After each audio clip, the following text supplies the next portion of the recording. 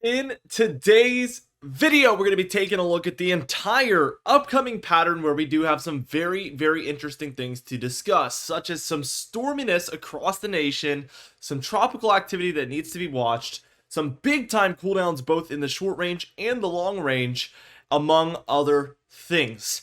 Now, with all that being said, be sure to check out Prestige Weather in the description and pinned comment down below, where we are running a fall sale. It's typically $5 a month. We're doing it for only 99 cents on your first month if you use discount code direct at checkout. The best part is that if you decide that it's not for you, you can cancel and all you will be charged is that 99 cents. And on top of that, we are uploading a plethora of early access content from our long range forecast here on direct weather. Right now we just uploaded the when to expect your peak fall foliage. We have also uploaded the when to expect your first snowfall, but we have others coming up soon, like the winter forecast, the second one, the final fall forecast, first frost, first freeze, first snowfall, our official snowfall forecast, and our September forecast. All are coming up in early access. So just a handful of videos that I know you guys love so much every single year are going to be available early in our Prestige Weather server. So again, for only 99 cents for your first month, you can gain access to all this early access stuff alongside our other features, which I'm sure you guys will love. And also another thing in addition to all of that I want to do is a live stream of sorts, probably after that September 1st date. So once everybody's signed on from this promo, I want to do a long live stream exclusive to those standard members. And that would be again after September, and we'd be talking about the fall and the winter and answering questions from you guys. It'd be a cool opportunity to kind of chat back and forth with me, do a live stream. It'd be really cool. Now let's just dive into things and take a look here at the upcoming pattern. And as we move towards this afternoon, we do see that a pocket of pretty bad storminess across some of your Ohio Valley, some of the deeper south, mid-Atlantic, and even into the Northeast, as well as Eastern Canada here. We're going to just see some sporadic storminess around depending on where you're at, and it's mostly coming due to a low pressure system that's sitting right over Lake Erie. So we have some pretty broad low pressure around for the area, and this is going to give way to a lot of our cooler weather that we are expecting. So something like this is what's taking place, and we see this cold push is right behind a lot of this storminess, and it's going to really get nice here in just a while. We do see this surge of warmth out west, so this is a typical imbalance that occurs. You know, you see that ridging out west, which forces the cold into the east. Very common. We do see a couple of other storms around the nation, including the Northwest here, the Four Corner states, and even into the plains, as you can see, which could be thunderstorms or showers, depending on where you're at. Monday afternoon here, tomorrow, from the time I'm making this video, this will be August 19th. We do see that along a lot of your eastern states, we're still seeing some storms, especially for the Mid-Atlantic and Northeast, as well as Eastern Canada. But even as far south as Louisiana and Florida, those storms are a little bit cut off from the rest, but it's still kind of one general area of storms. And again, the cold will have been arriving by this point. And I said cold in yesterday's video, and the reason I said cold is because it is cold. The lows are in the 40s, 50s, depending on where you're at, 60s if you're in a much further south area. It's going to be cold. You know, you're not going to want to be outside very long. It's not room temperature. It's colder than that. So especially the 40s and 50s that some folks are seeing are cold. So there is some cold temperatures on the way for certain folks. Definitely interesting, especially in August. We do see that there is just some very broad storminess happening out west, across the Rockies, across western Canada, across even some of central Canada as well. That is definitely something that we're watching for. Still a ridge in the west, trough in the east pattern though. By Tuesday on the 20th, we see a lot of your eastern areas have died down, as a lot of that activity is offshore, unless you're in Florida or eastern New England there. But we do see that there is still some broad storms around for the west and some of the central states and provinces there of Canada. Definitely something to be watched. Very cold along the east, or very cool along the east. It depends on where you're at, like I said, and what time of the day it is, but definitely very cool compared to normal. We're seeing a massive ridge there and a pretty big trough, definitely considerable for this time of year. So unlike a lot of what I've seen Typically, this would be a very decent cooldown for late September, and we're in late August, so definitely unseasonable here to say the least. As we keep going towards Wednesday, and we're still going to be near the peak of this trough, probably even past what we saw the day prior, as we're seeing something even deeper and more significant, the heart of it being kind of right where this storminess lies up here in the northeast. This will bring about considerably cooler temperatures than what you're used to during August. So we still see some very broad storms out west. We still see quite a bit of activity along your tropics in the Gulf and in the Caribbean that could need to be watched here as soon as, again, Wednesday the 21st or so here. Definitely a whole lot of interesting stuff happening here. Thursday the 22nd, we see a lot of your trough is lifting back off into Canada by this point. So as we get later and later into the week, we will start to see this eventually move away, of course. It's not going to stay forever. We do see overall a ridge and storminess out west still. Very broad. We are seeing a pretty significant low there over central Canada near the Hudson Bay. And there is just some lower pressure here for a lot of the west. So some broad low pressure, like I mentioned, broad storminess, and very, very active weather compared to the east even right there in that frame. Friday on the 23rd, a lot of that theme continues here. We do see that the east is warming considerably as now a ridge is starting to try to move in by late next week. So this is the 23rd. About 5 days from now, we do see it trying to make a rebound. Summer, of course, is the season that we're in, so it is going to try to make a comeback, of course. We see a lot of low pressure in here just popping up all over the screen. So very low pressure along the west overall. And that's why we're seeing many provinces and many states dealing with some storms, showers, and really just a lot of precipitation overall. The Gulf and Caribbean are looking more and more concerning every single day here. So definitely something that we're watching for.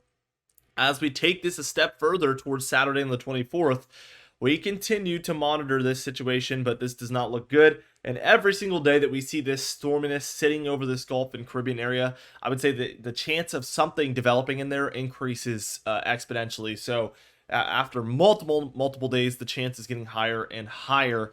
We're of course going to track these tropics as we are reaching towards the peak of the season once we reach about the 10th of September. So we're getting closer and closer, and it definitely is going to be something that's more and more of a concern over time. Still, by this Saturday date, we do have western storminess to be discussed here, which is interesting.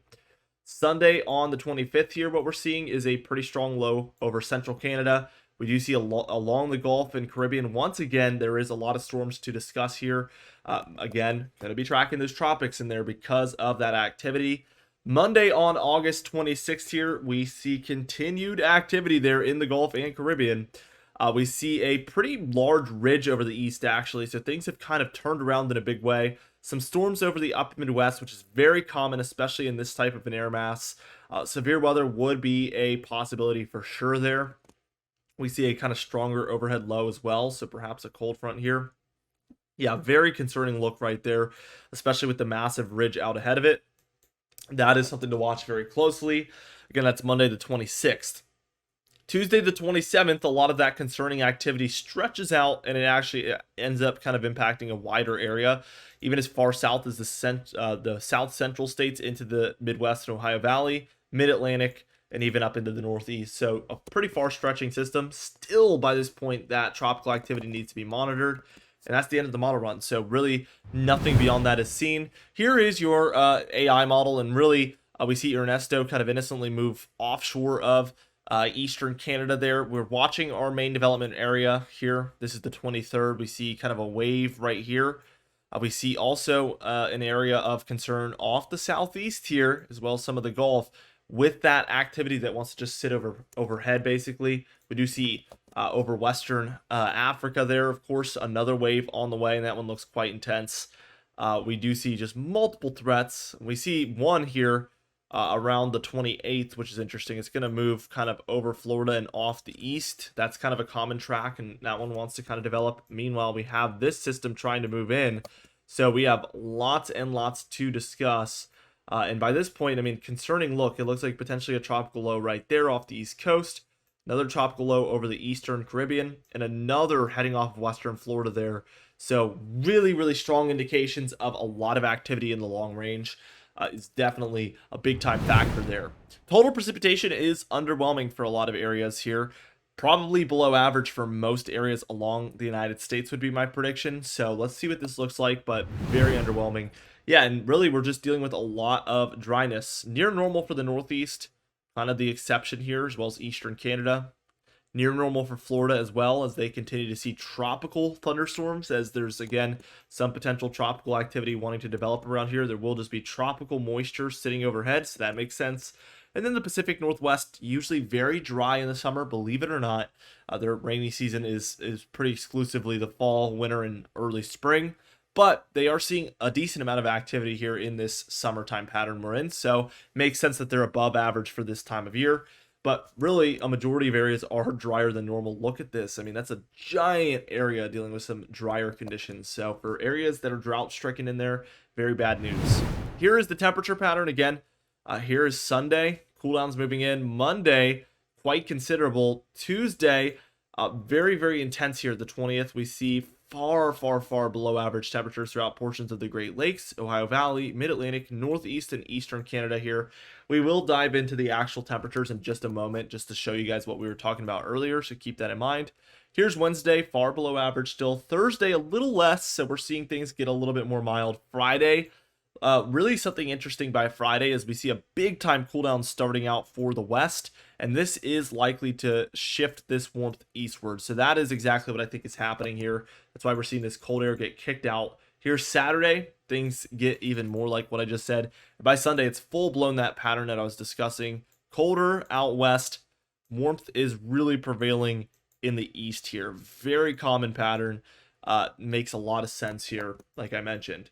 Let's keep going and see if anything really progresses out of that. And not really. We see this kind of get averaged out. I think this is a realistic pattern, but once it gets like this here, like the 28th here, this is just unrealistic. Warmth coast to coast. This is always what it kind of refers back to in the long range when it gets confused and doesn't know what to show. So we usually don't consider this as a real forecast once it starts to look averaged out like that. So definitely we're gonna have to just track this further to see what's happening once we reach early September, which this model, the CFS model, I guess we're not looking at the average temperatures. Let me pull that up. I didn't want to lie to you guys. I don't know why that just happened. So let me switch us to this model.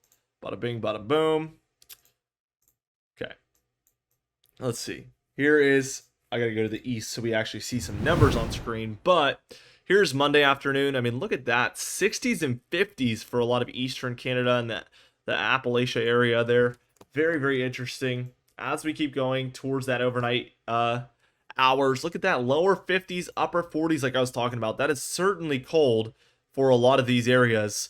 Very massive area as well. Midwest, Great Lakes, Ohio Valley, Appalachian Mountain Range, northern New England. I mean, this is a large area of the eastern half of the nation. I would say at least a third of the eastern half of the nation. So we're looking at so I guess a sixth of the nation, but a very large area, maybe bordering on half of that eastern half. So a fourth of the nation there, dealing with these conditions. The highs on Tuesday, again, lower 70s, upper 60s for some areas here is really the theme for a lot of those same areas there. The lows overnight that night worsening. Look at that. I mean, we're talking mid 40s for a lot of these higher elevation areas along that Appalachian Mountain Range. Low 50s, certainly. I mean, you're seeing your breath at these temperatures. So that is exactly why in these videos, I have now started to refer to it as cold, because it's just what it is. It is plain cold. There's no way around it. That's just what it is. As we reach towards the highs on Wednesday, we're warming up a little bit by this point. Mid to late week, we're starting to warm up. A lot more 70s popping up. Those lows are still pretty cold in the lower 50s and into the 40s for a lot of areas, but it's not going to last too much longer. Here's the highs on Thursday. Still dealing with some 60s in New England. 70s pretty widespread throughout other areas, which is below average, but just not as cold as it was. Friday, we're starting to warm up. And then by Saturday, certainly we're back into the 80s for most everybody. Of course, this wasn't going to last forever. There is signs of more cold on the way, though, down the line, especially when we look at this CFS model for the next 45 days overall. There will be some warm-ups in between this, as it is 45 days. It'll likely be about 35 cold days, with 10 warm days, something along those lines, maybe even a lot closer to 50-50. But don't let this make you think that there's not going to be any warm days, because there certainly will. Just a majority cold here in the east over the next 45 days, which is all the way to October 2nd. So a very long range outlook. There's the actual temperatures that were going to pop up. Here is Tropical Storm Ernesto, which is currently a tropical storm. For some reason, expected to move back towards hurricane status here over the coming hours. Maybe not. Who knows? And then by 8 p.m. on Monday, reverting back down to a tropical storm again before becoming a post-tropical cyclone. Traveling pretty close there to Newfoundland, but not as close as originally anticipated. So a lot of good news coming from Ernesto, although there is some bad news, of course, like for areas like Bermuda and even the Outer Banks of North Carolina, where I think a house drifted away, which is absolutely crazy. Because I mean, when you look at the distance of Bermuda and the Outer Banks, it seems like there should be zero impacts, but there certainly is. That's why these storms impact so many areas far and wide. Here's that global tropics hazard outlook. We've been showing this every day for the viewers that have not tuned into our previous videos. We're going to be getting an update here very soon, actually. I think like Tuesday or something. So very soon we will have an updated version of this. But for week 2, August 21st through 27th, we do expect tropical activity there in the Atlantic to be ramping up. And then week 3, August 28th through September 3rd, even more as we see the darker reds popping up, giving us a high probability of activity in there. Very, very bad news for many people along the Caribbean, Central America, the Gulf and East Coast of the United States, and even the East Coast of Canada. Everybody should know about this. This is very bad news. Anyway, guys, thank you so much for watching this video. Again, please be sure to check out Prestige Weather in the description and pinned comment down below. Don't forget about code DIRECT, as it is $4 off that total $5 monthly subscription. So your first month for only 99 cents, a killer deal. Absolutely. Be sure to subscribe, as we do upload every single day. You can even hit the bell icon for daily notifications when we upload, so you never miss one. Be sure to like the video if you did enjoy it, leave a comment down below, and I'll see you guys in the next video.